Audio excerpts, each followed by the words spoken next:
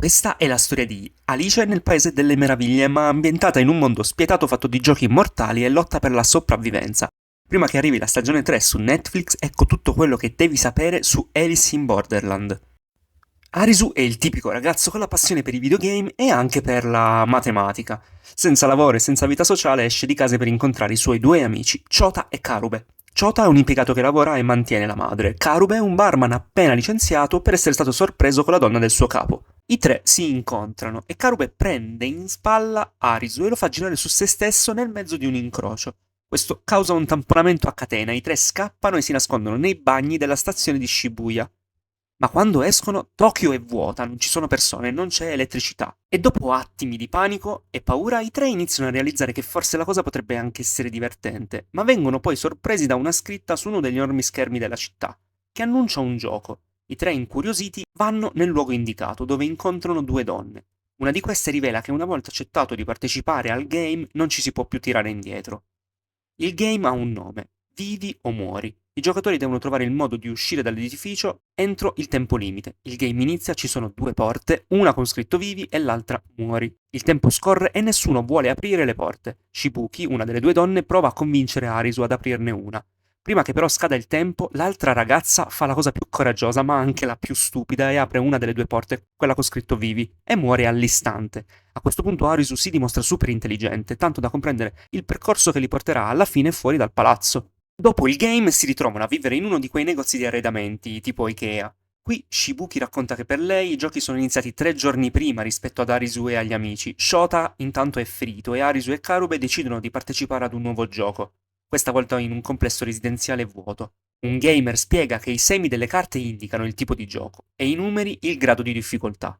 Fiori sono giochi di squadra, picche giochi di forza fisica, quadri giochi di intelligenza, cuori giochi psicologici. In questo game i partecipanti devono scappare dall'Oni. Cos'è un Oni? Un demone del folklore giapponese. Questo però è armato di mitra e spara a vista chiunque incontri. I giocatori devono trovare la zona sicura per finire il game. Tra i giocatori ci sono Aguni con un passato nell'esercito, Usagi, una che si arrampica ovunque, Kishiya, un tizio incappucciato molto astuto, e Tatta, un ragazzo con il cappellino molto simpatico.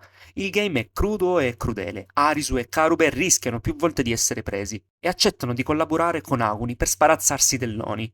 Arisu cerca la porta della zona sicura. Karube e Aguni combattono contro l'Oni. Arisu trova la porta giusta insieme a Kishiya. Chota nel frattempo si fa curare le ferite da Shibuki. Aguni alla fine tira una serie di pugni infinita come Luffy con il Gom Gom Jet Gatling. Arisu e Usagi con un salto sincronizzato fermano il gioco. Karube sente dalla radio di uno dei giocatori morti una voce che ripete più volte di tornare alla spiaggia. Arisu e Karube tornano da Chota, che ha il visto in scadenza, come Shibuki. I due devono assolutamente completare un game per rimanere in vita. Il gioco è nascondino. Ci sono un lupo e 3 pecore, e un tempo limite, allo scadere del quale si salverà soltanto il lupo. Tutti possono diventare lupo, basta essere guardati da lui. Quindi di fatto è un nascondino al contrario, dove sono le pecore a cercare il lupo, per rubargli il ruolo. Shibuki lo ruba da Arisu e scappa, poi Karube la trova e le ruba il lupo. Lei lo colpisce sulla ferita, Arisu li raggiunge e diventa lui lupo. A questo punto Karube insegue Arisu, quando questo vorrebbe trovare una soluzione per tutti in realtà. Arisu però ripensa a tutti i ricordi con i due amici e decide di abbandonare il gioco, ma Chota e Karube non si fanno trovare, hanno deciso di sacrificarsi per salvare l'amico. Arisu trova Karube, che però non lo guarda, e ringrazia Arisu di tutto, morendo davanti ai suoi occhi. Chota e Shibuki muoiono abbracciandosi. Se vi scende ora una lacrima, siete giustificati. Usagi trova Arisu disteso per strada che dice di voler morire, per i sensi di colpa verso i suoi amici. Lei lo salva e lo convince a vivere e giocare al prossimo game. Scopriamo che Usagi ama la montagna e ha perso il padre proprio lì, dove si è tolto la vita. L'obiettivo del prossimo gioco è raggiungere la fine di un percorso entro 2 ore. Si parte da un bus. I giocatori iniziano a correre. A metà percorso però fanno un incontro poco piacevole con una pantera enorme, che mangia un gamer. Arisu, che ora è deciso a salvare tutti, torna indietro al bus per salvare un ragazzo che era rimasto lì perché è ferito. Usagi e un altro arrivano alla fine della strada, ma trovano una parete. Un getto d'acqua distrugge la parete e allaga tutto. Il tizio annega, ma Arisu, tornato con il bus, salva Usagi. Una scena degna di un Fast and Furious Tokyo Drift. Arisu e Usagi vanno alla ricerca della spiaggia. I due trovano un hotel che ha ancora elettricità, ma prima di arrivarci vengono incappucciati e rapiti, e si ritrovano proprio dentro l'hotel, chiamato La Spiaggia, pieno di altri giocatori. Il loro leader è il Cappellaio, un uomo che si presenta in vestaglia, costume e occhiali da sole. Dice di saper come tornare alla vita normale. È necessario raccogliere tutte le carte di tutti i semi. A quel punto una persona potrà lasciare i giochi. Tutti alla spiaggia collaborano per raccogliere le carte. E Arisu e Usagi sono costretti ad unirsi a loro. Alla spiaggia ci sono 3 regole fondamentali. 1. Stare sempre in costume. Regola un po' strana, ma sensata. Stando in costume non si possono portare con sé armi. 2. Tutte le carte che si guadagnano devono essere consegnate. 3. Chi tradisce la spiaggia muore. Arisu gioca con Ann, Quina e Tatta, anche loro della spiaggia, ad un altro game. Scopo del game capire quale interruttore spegne una lampadina in un'altra stanza, prima che l'acqua tocchi i cavi elettrici. Una donna tocca volontariamente un cavo elettrico e ci resta secca. Tutti vanno in panico, ma Arisu, usando la logica, riesce a capire come risolvere il game. Alla spiaggia gli unici ad essere armati sono i lottatori, un gruppo capitanato da una nostra conoscenza, Aguni. Il cappellaio deve partecipare ad un game per estendere il suo visto, ma dopo il game viene trovato morto. Ora i lottatori prendono il comando. Nel frattempo Kishiya e Quina vogliono rubare il mazzo di carte del cappellaio passato ad Aguni e chiedono ad Arisu di aiutarli. Arisu si fida, ma Kishiya lo tradisce. A questo punto Arisu viene legato, anche Usagi finisce nei guai con Niragi, ma prima che possa finire male, fortunatamente riesce a scappare. Di colpo la spiaggia diventa il luogo di un nuovo gioco. Partecipano tutti. Nella hall c'è il corpo di una ragazza morta accoltellata. Obiettivo del game è trovare la strega che l'ha uccisa e bruciarla poi nel fuoco. Aguni sembra impazzito e decide di far ammazzare tutti per trovare la strega. Ann prova a rilevare le impronte sul coltello. Quina la raggiunge, ma incontrano uno dei personaggi più assurdi di questa storia. Last Boss. Sembra uscito da Street Fighter, è coperto di tatuaggi e impugna una katana. Quina si batte contro di lui. Lo scontro è molto avvincente. Entrambi hanno un passato molto toccante. Quina ha cambiato sesso ed è stata ripudiata dal padre. Il ricordo del passato però le dà la forza per battere il suo avversario. Niragi spara ai giocatori da un tetto, ma viene fermato da Kishiya che lo affronta e gli dà letteralmente fuoco. Arisu viene liberato da Usagi e finalmente entra in gioco. In poco tempo scopre chi è la strega. È proprio la ragazza morta accoltellata. Aguni è sconvolto perché è stato lui ad uccidere il cappellaio, suo vecchio amico. Il tempo sta scadendo, un'amica della strega dichiara di essere la dealer del game e all'istante muore colpita dal laser rosso. Dal nulla arriva Niragi, sopravvissuto alle fiamme, deciso a eliminare tutti e vincere il game. Aguni però approfitta della cosa per sacrificarsi, gettandosi con lui nel fuoco. La strega viene finalmente bruciata e il game finisce. Arisu ha raccolto il telefono della dealer, nel quale trova un video in cui lei e l'amica raccontano che lavorano per il Game Master e organizzano i giochi. Dal video si vede un luogo che sembra essere un quartier generale. Arisu, Usagi, Kishiya e Quina raggiungono il posto, ma trovano solo persone senza vita. Sugli schermi però appare Mira, una donna che era presente alla spiaggia. Questa annuncia che i prossimi game saranno quelli con le figure. Poco dopo compaiono alcuni dirigibili che raffigurano proprio le varie figure delle carte e indicano le posizioni delle arene. Sulla testa di Arisu e gli altri compare il dirigibile del re di picche e all'improvviso si sentono degli spari. È proprio il re a sparare. L'arena di questo game sono le strade della città e non serve iscriversi. Arisu e gli altri scappano. Anne e Kishiya però restano indietro. Il gruppo capisce che è meglio cercare un altro game e si sposta verso il porto. Lì ad aspettarli c'è il re di fiori. Il luogo è pieno di container e i partecipanti sono 5, ma ci sono solo 4 bracciali. L'altro lo ha preso Niragi, che è sopravvissuto. L'avversario questa volta è una squadra di 5 persone, il loro leader è Kyuma, che si presenta completamente nudo. Forse sta mettendo in atto la tecnica dell'uomo nudo di How I Met Your Mother, o è solo un altro pazzo di questa storia.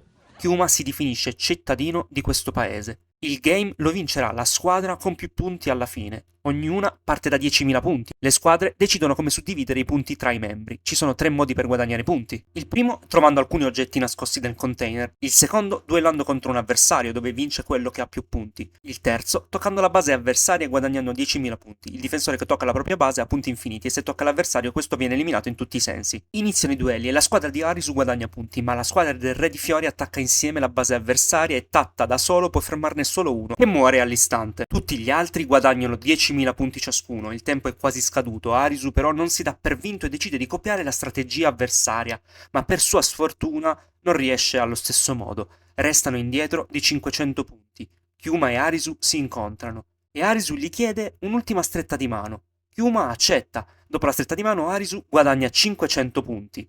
Ora è la sua squadra ad essere in vantaggio, grazie a Tatta, che ha deciso di sacrificarsi tagliandosi la mano per togliere il bracciale e darlo proprio ad Arisu.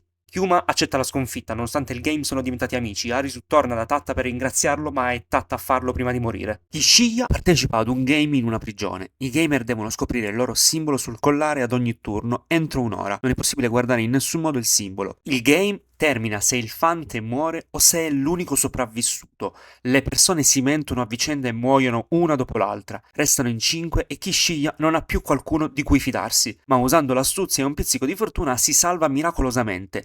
Il fante era il giocatore meno sospetto di tutti, ovviamente. Kuina vuole cercare Han e Kishiya. Arisu e Usagi trovano un villaggio pieno di persone morte. C'è un uomo in fin di vita però che riesce soltanto a pronunciare una parola: pellicola. I due trovano poi un video girato dall'uomo che era appena arrivato al campo per sentire la storia di una donna. La donna diceva di sapere quello che realmente le fosse successo prima di arrivare in questo mondo. Ma prima che lei lo riveli, il re di Picche uccide lei e tutti gli altri.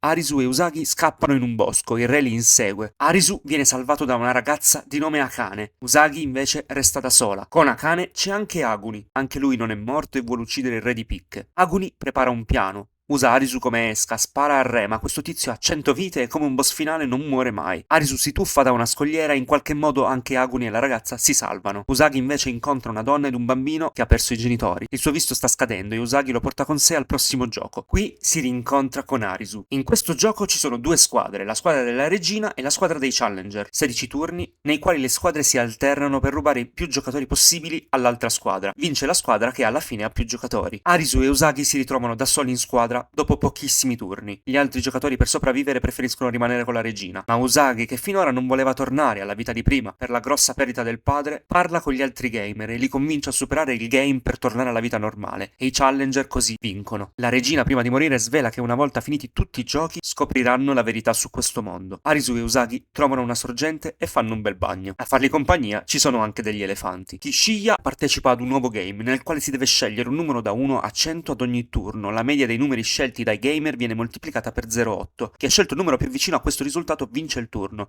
Tutti gli altri perdono un punto. Il re di quadri è Kuzuryu, il numero 2 del cappellaio alla spiaggia. Lui era un avvocato che lavorava per multinazionali che non pagavano i risarcimenti dopo aver causato morti da inquinamento. E questo lo ha cambiato per sempre. Dopo i vari turni, restano in gioco solo il re e Kishiya, che dichiara che metterà sempre 100 e dopo aver svelato il suo passato da medico fatto di decisioni sofferte simili a quelle di Kuzuryu, il re decide di sacrificarsi facendolo vincere. Kishiya poi incontra Arisu, ma all'improvviso arriva anche Niragi, che ha davvero 9 vite e spara a Kishiya. Poi propone un game a 3 in cui si dovranno uccidere a vicenda. Arisu però rifiuta. Anche Usagi li raggiunge e Niragi spara anche a lei, mancandola però. Arisu colpisce Niragi, che a sua volta spara ancora a Usagi, ma Kishiya si mette di mezzo, salvandola. Sulle loro teste ora arriva il dirigibile del re di Picche, è tornato e vuole uccidere tutti. Arisu, Aguni, Han, Kuina, Usagi e Akane si riuniscono. Arisu vuole riempire di gas una farmacia per poi far esplodere una bomba fatta da Kishiya. Tutti gli altri attirano il re in un vicolo. È la resa dei conti, il momento più carico di emotività della serie. Uno dopo l'altro attaccano il re, ma pistole, karate e arco non sono sufficienti per ucciderlo. Akane è la prima ad essere uccisa, poi anche Han viene colpita. Aguni tenta di bloccarlo, interviene anche Kuina, il re però la colpisce più volte con un coltello. Anche Usagi tenta di fare qualcosa, ma anche lei viene colpita alle gambe. Aguni trova la forza di prendere un proiettile, spara, ma non c'entra il re, che invece lo colpisce. Per Aguni è finita qui. Arisu li raggiunge e attira il re dentro la farmacia, ma l'uomo sente puzza di trappola e forse anche di gas e sembra non voler seguire Arisu. Improvvisamente però Aguni lo scaraventa dentro il negozio. Sì, è tornato. Arisu prende Aguni saltando dalla finestra e Aguni spara alla bomba. Il re è finalmente sconfitto. Aguni vorrebbe farla finita, ma un'ultima visione del cappellaio lo fa desistere. Arisu trova Usagi ancora viva ma in pessime condizioni. Tocca a loro due ora partecipare all'ultimo game, quello della regina di cuori, Mira. Il game si svolge sul tetto di un palazzo. Il gioco è croquet, proprio come nel film della Disney. Per superare il game non è necessario vincere, basta concludere 3 partite. La prima la vince Mira, la seconda la vince Arisu, e a questo punto Mira chiede una pausa per bere del tè. Arisu chiede a Mira la verità su questo mondo e sui giochi, vuole dare un senso alla morte dei suoi amici. Mira racconta che nel mondo reale sono passati 1000 anni e ora l'essere umano non conosce più la morte e le guerre. Per questo alcuni giocano ad un game in una realtà virtuale, per rivivere quell'epoca. Usagi però non crede a quanto ha sentito. Mira allora cambia versione, questa volta racconta che gli alieni hanno ridotto in schiavitù l'umanità e hanno costretto alcuni a partecipare ai game per degli esperimenti. Questa volta nemmeno Arisu le crede e le punta il fucile contro, ma poi capisce che farebbe il suo gioco uccidendola e non finendo il game. Mira questa volta promette che dirà la verità ad Arisu. Racconta che gli amici di Arisu nella realtà sono davvero morti e Arisu si incolpa e non si dà pace per questo. Mira è il suo psichiatra, anche Usagi è una sua paziente. Dice che può mettere fine a tutto ritirandosi dal game, ma Usagi tenta di impedirlo, si taglia con un vetro. Arisu vede Usagi sanguinare e si riprende. Mira ha provato a manipolarlo per fargli abbandonare il game, ma il rapporto tra i due ragazzi è stato più forte di tutto. Mira apprezza il loro legame e i due finiscono la terza partita. Il game è vinto e Mira viene colpita dal laser. I fuochi d'artificio annunciano la fine di tutti i game. I sopravvissuti devono decidere se diventare o meno cittadini di questo paese. Tutti, compresi Niragi, Kishiya, Aguni, Akane, ma anche Kuina, ancora in fin di vita, rifiutano. Arisu è di nuovo a Shibuya con i suoi amici, come li avevamo visti all'inizio di questa storia. Questa volta però tra la folla ci sono anche Usagi e tutti gli altri che abbiamo conosciuto. All'improvviso cade un meteorite proprio su Shibuya. L'impatto causa morti e distruzione. Al TG vengono nominati tra le vittime proprio Karube, Chota, Tatta e tutti gli altri che sono morti nel game. In ospedale Arisu si è ripreso e scopre che il suo cuore si è fermato per un minuto. Ci sono anche Kishiya, Niragi, Kuina, Aguni e Akane. Anche a tutti loro si è fermato il cuore, ma stanno bene. Anche per Han c'è ancora speranza. Arisu incontra Usagi, i due non si conoscono, ma ad Arisu sembra che si siano già incontrati. Arisu le propone una passeggiata in giardino e Usagi accetta. Alla fine, su un tavolo dell'ospedale, si vede la carta del Joker. Con questa scena in stile Inception si chiude la seconda stagione di Alice in Borderland. Una storia con alcuni problemi, certo, ma molto divertente. Personalmente ho preferito forse la seconda stagione, dove ci sono i game che mi piacciono di più, e la battaglia contro il re di picche è davvero molto emozionante.